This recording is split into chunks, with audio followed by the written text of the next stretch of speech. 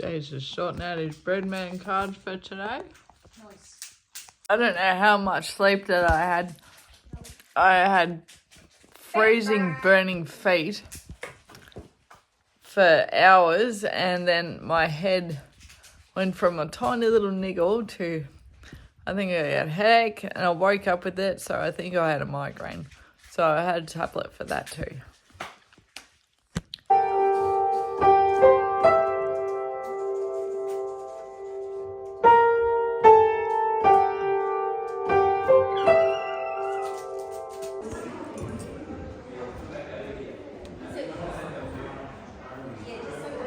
Jaden and his stall, I can't see what I'm doing. Not talking down to kids. And then we'll wait until it hits. So focus. He's heavily in his What's he doing? What are you doing? One of those speech. Ah. It's gonna be like, he grew arms and legs and all that, like, you know, like the average. love. It is duck cape here. I don't know why. Duck cape turns you into a duck. Oh, we got wind.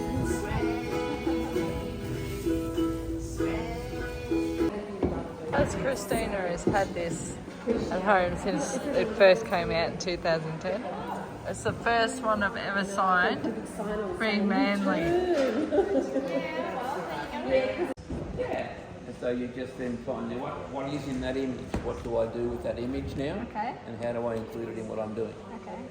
How much would it be when you finish it? How much would it be Yeah. to buy? Yeah, to buy. This sort of size, $1,500. Nice.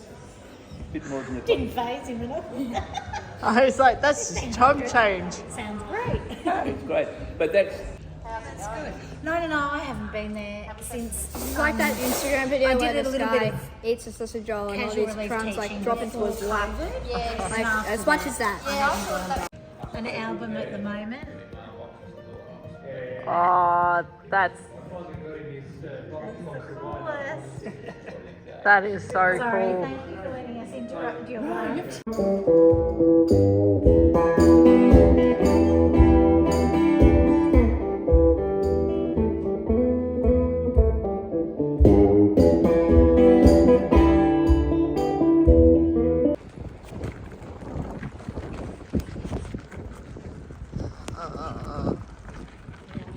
Yeah.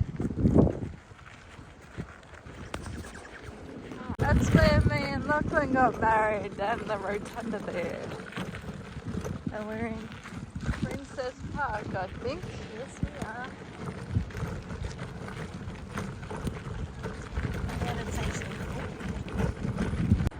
Photo bomb. Photo bomb. Jess and I have just come for a walk to where we got married, get some fresh air and do some warm-ups. Because I'm just going to wing it, as I always do. Wing it. But I just remembered my lyrics to my song. And there's not much in there, but still. It was nice to go through it and actually remember the words. I'm going to have them in front of me just in case. Up to the screen. And then I'm going to live dangerously. I don't normally perform in front of people anymore, but I have an album coming out this May, and I'd like to share some singing if I can. I've been warming up across the road. When I was 17, I'll start from the very beginning. A very good place to start. I was in year 12 and I was doing a really hard hike in Mawson's Prom, and it's beautiful there, and I was so fit, so strong, and all of a sudden I was just staring at my t-shirt and then I just went and I just collapsed, and I'm now thinking it's because I was overheating, and that's probably my very first symptom of thinking there's something wrong with me. But fast forward about a year or two later, I'd been to New Zealand, the world was my oyster. I just wanted to eat everything in the world and experience everything. I'm an experience collector. I just like putting notches on my belt to say I've done it, especially now that I'm in a wheelchair. And when I came back from New Zealand, I just got this aura in my eyes. I don't know if you've had a migraine aura before, but it's like going outside from a really sunny day to inside, and there's all these patches on your eyes. But the headache never came. And I was starting to freak out then because the aura just didn't go away. So I went to the doctor. He said, oh, you might need to go and get your eyes checked. So I went to the optometrist. Oh, we might send you to an eye specialist because I can't see anything wrong in your eyes. And then I went from the eye specialist to an eye specialist at the hospital. And none of these people could tell me what was going on. And it was quite some months later, and I went to a neurologist who then sent me for 2 or 3 MRIs. And I did not know because I was too young, and all my elders, like my mum and my boss, were Googling what was wrong with me, and they didn't tell me that they suspected it was MS. So I went into the hospital with it had now gone into my other eye, and the neurologist said if it gets any worse while I'm away on holidays, then go into the hospital and go into emergency and they'll sort you out. So I went into emergency, and this woman was in the room, and she wasn't even looking at me. She turned around, started drawing at her desk, and she's gone, oh yeah, just doodling. She wasn't doodling. But anyway, she was just really blasé about it, and she just said, oh, we think you've got MS. And I was like, oh, are you serious? What is MS? I've done lots of readathons when I was a kid. And I was trying to get all the prizes. I never got there because no one would give me any money for all of them. But someone would always give me like $2 or, It was a real shock going into the neurologist and getting the confirmation. Yeah, we think you've got MS.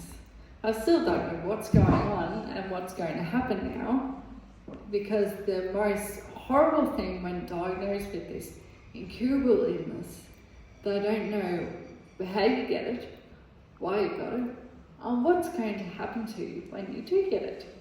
And there's no fixing it when you do get it. So you're sort of dealt with all these unanswered questions. What do I do? What can I do? Is there anything that you can do? And it's all a matter of learning when your whole world blows up and you think that everything is about to change, and it does. So I spent the next couple of years, I just went into denial. I was only 19 when this happened, so I was still a kid. I still wanted to just go out and do what young kids do, go and, go for a drive. And I never could act like a normal teenager could though. I never was into drugs. I never did alcohol, because every time I drank, I'm a 2-pot screamer anyway, so I would have one, and the thing was, because it's such a diuretic, I would just constantly go into the toilet, which drove me nuts anyway. When I got really drunk, which was not very often, I took a month to recover because my body didn't act the way other people's did. I would get sick, get bronchitis, coughs, colds, everything. And then, it was getting towards my the end of my time at Mitre 10, where I was a forklift driver, and I would, yes, I was good as any of the fellas there. And, you know, they would cheer me on and say, go on, get that pallet down. And you're like, yeah, done. Next challenge. And I was at the end of my time there, and I thought, all I want to do is I want to be a busker. I want to go and be a musician, because that's all I want to do. I want to sing and play guitar and do music and just go and play everywhere. I think I've been to most of the supermarkets in the Geelong region that were built back then. And I did markets, I have been gigging around Victoria, I played at Albury, I played at Port Fairy, I did all this stuff. But I feel like I was a dog chasing its tail. I was just going around in circles, I didn't know where I wanted to go. I just have a whole heap of stories now. And they're just experiences. And I really appreciate that. But it got to the stage when I was busking, I couldn't carry my gear anymore. My mum used to be the coordinator of catalogue rounds, and she'd be in the shed doing all their catalogues and setting them up for people to come and collect. And she took me on a round with her once. This was around the stage where I was starting to get really fatigued, really tired, but we didn't know that then. And Mum took me around, and I ended up having to sit down on the curb, and she had to come and get the car to come and get me, because I was just so tired. It's just like, what's wrong? Because I was so fit and so strong that it was just out of the ordinary that would happen. So that was when I started noticing my legs were getting weaker. And it's really horrible to talk about now. But I would go for a walk down the hallway, so I'm big and strong still, I can still walk. And then I'd accidentally kick the door frame, and then I'd tumble onto the ground, I'd be a crumpled mess. And that was pretty much it. I started getting really weak in my legs, and next thing you know, I've got a walking stick. It's like, I don't want a walking stick, they're for old people. So I ended up going to eBay. I found this awesome walking stick with a blue orb on the top with 2 snake heads coming out of it. Yes, And you did. actually, it had a sword in it in America, but they had to cut it out before the second. I thought, they have to design some stuff for younger people, surely. And it just went from, I had to use a walking stick to when I was playing in Port Fairy. And I was doing open mics and playing. I met Lachlan, who is now my husband. I have 2 beautiful children together, and that's jumping ahead again. But when me and Lachlan met, we were in a band together. We played a reggae band, and I was still using just a walking stick, but I could walk a little bit by myself. So I was happy about that. I was doing all these gigs, but and gigs with the reggae band. We called ourselves Soul Combustion, and he was quite happy with that. We kind of came up to it together because I was studying a lot about what spontaneous combustion was. I was just curious. And then, so during this period, I'm using a walking stick, I'm just getting used to it. The most horrible thing was when I was still living with my parents, and I had to get handrails put on the toilet. And I just bawled. I was like, I'm only like 20, how old was I? 23, and I have to use handrails now. And that was just the start of the things that were going to be different, that are just normal for me now. And now I just laugh at them, because that's all you can do. But back then it was pretty shattering. Alright, where was I? Toilet rails. On the toilet, I'm always on the toilet. If you know me rather well, you know that one of the funny things that I always talk about is the toilet. I'm always on there. It is my think tank. If I can't think of what to do in the music room, I go to the toilet and come back and I'm like, Eureka! I've got it. I know what I want to do now.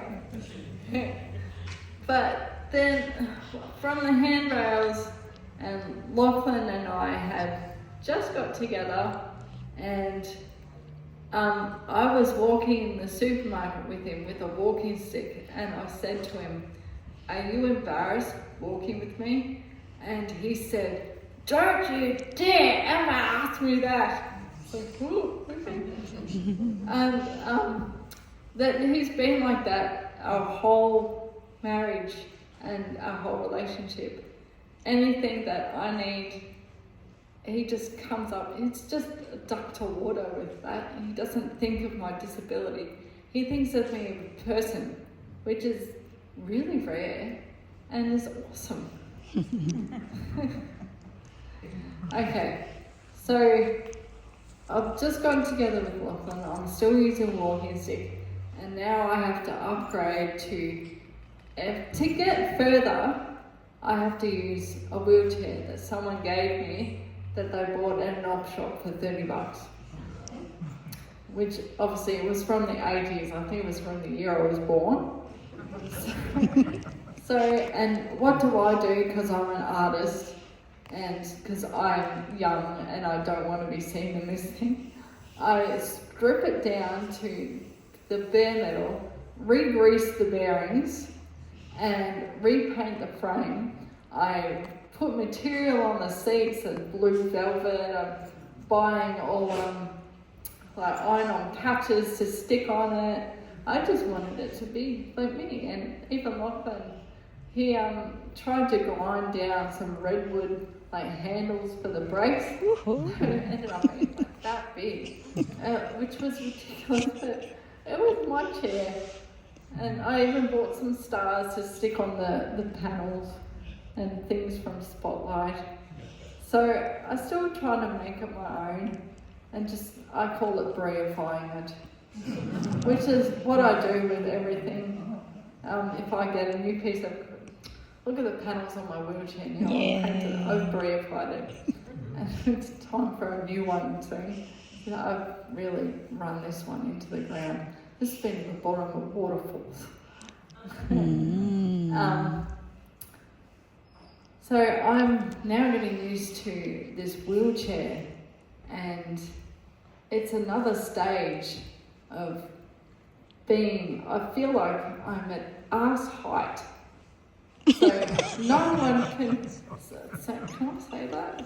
I feel like I'm at bum height.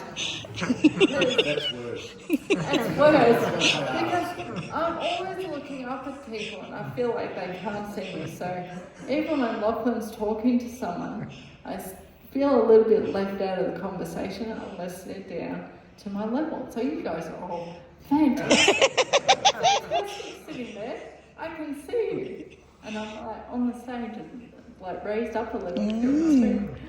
And well, it was just dealing with like learning to have a disability and using disabled car parks. That was another huge thing.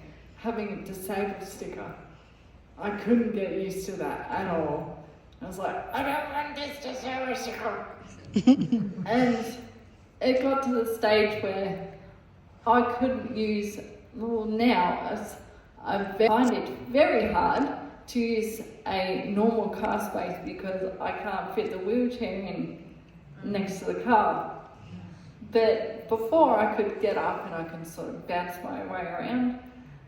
And it was just, it's a real challenge trying to get my way and finding.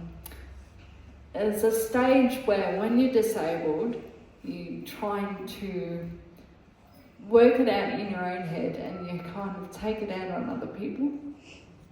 by normal people using the toilets when I need to go, and they make it harder to have the disability people in there, why the people who aren't disabled using the car parks, and you get really, really angry at everyone and everything. It's just a part of the stage that you go through.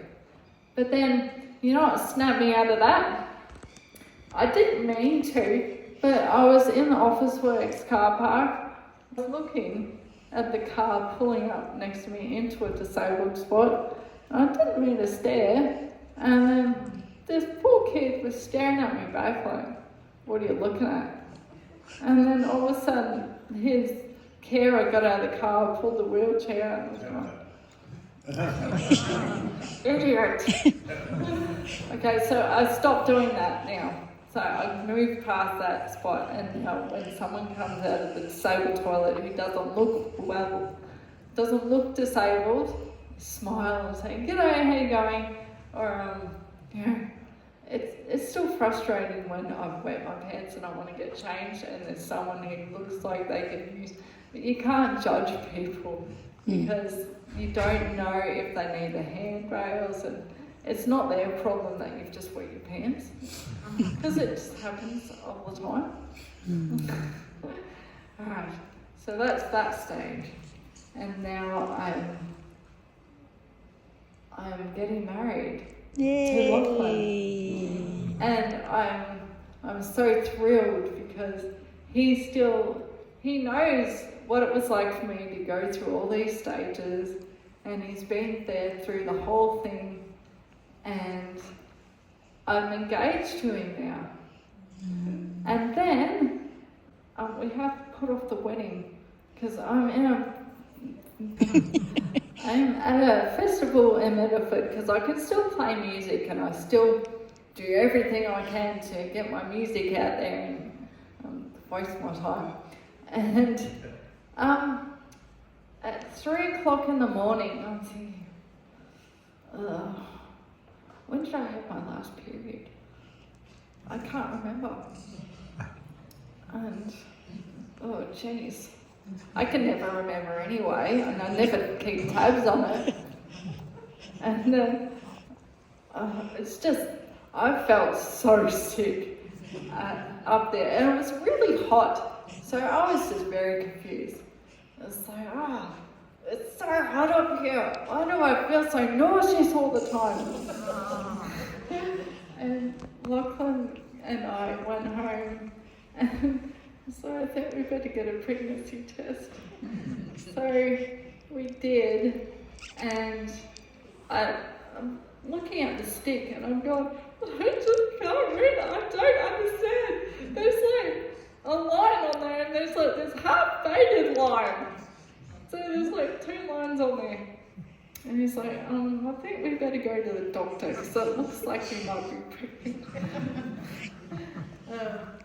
So it turns out that was my Jaden, my little bread man. 9 months later, and he was 9 pound 11.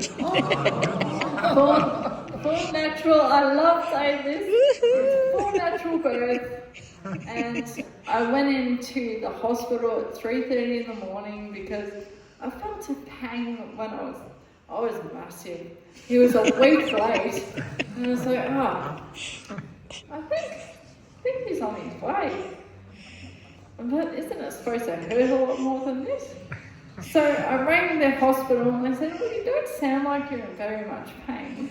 Why don't you have a couple of painkillers and go to sleep? Really? Go to sleep? Are they nuts? So I just sat on the couch with Lachlan sleeping on the couch next to me. I was just listening to my iPod all night. And you can see all the little, the times that I've tried to time the contractions. They make no sense now. They did, I think they were like a couple of minutes apart. And I ended up ringing the hospital a couple more times. And I said, I think you better come in. Because this is the 3rd time you've rung us. I don't want to go all the way out there and get sent home if I'm not. Like, ready or whatnot. So I ended up waking Lachlan up and going there at 3:30 in the morning. And I went in and the nurse goes, "Oh, is your water broke?" I said, "I didn't know we were wearing condense pads." So she was having a look at my pad, which was clean except for the fact that it was full of pink fluid. And then the doctor was examining me and said, "Oh, I don't think we'll be sending you home because you're fully dilated." And they just couldn't believe that I was in labour because I was still laughing and joking. I was laughing the whole way through my labour.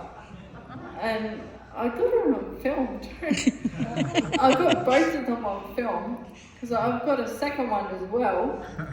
And with the second one, he was just as, I made sure that I went in there early. So it was really funny.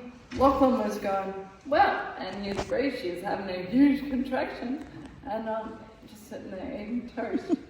I don't think, are you supposed to eat when you're in labour? Because I did, because that's all I wanted was honey toast. That's all I could eat.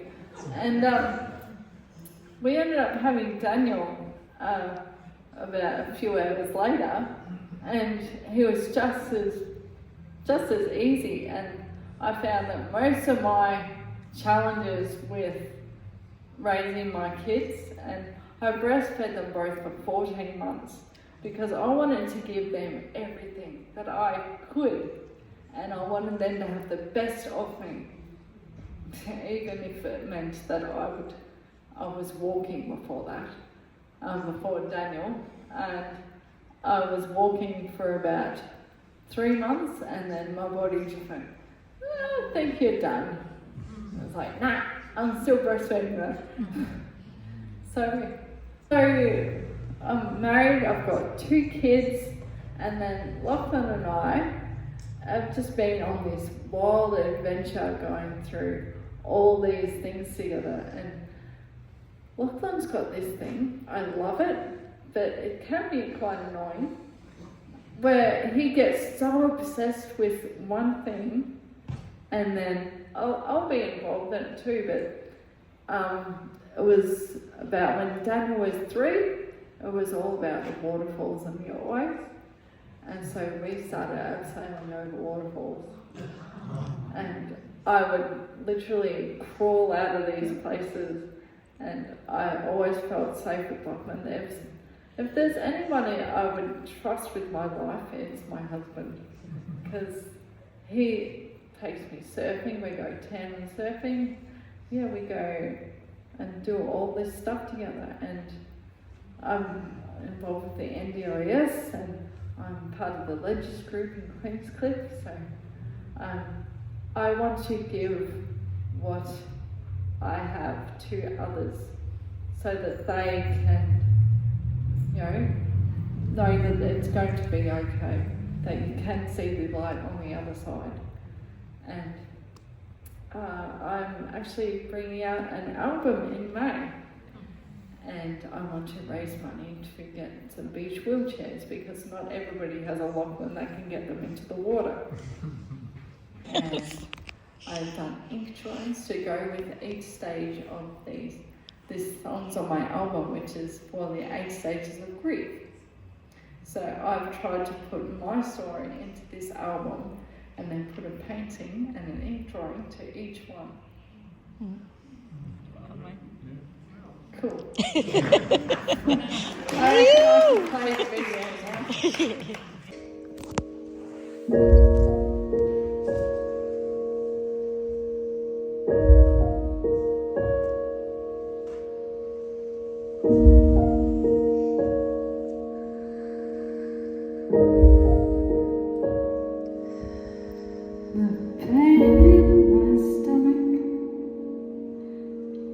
Clearing now.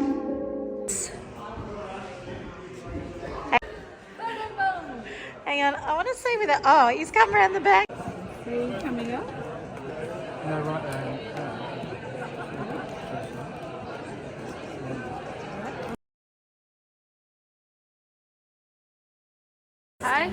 process. it becomes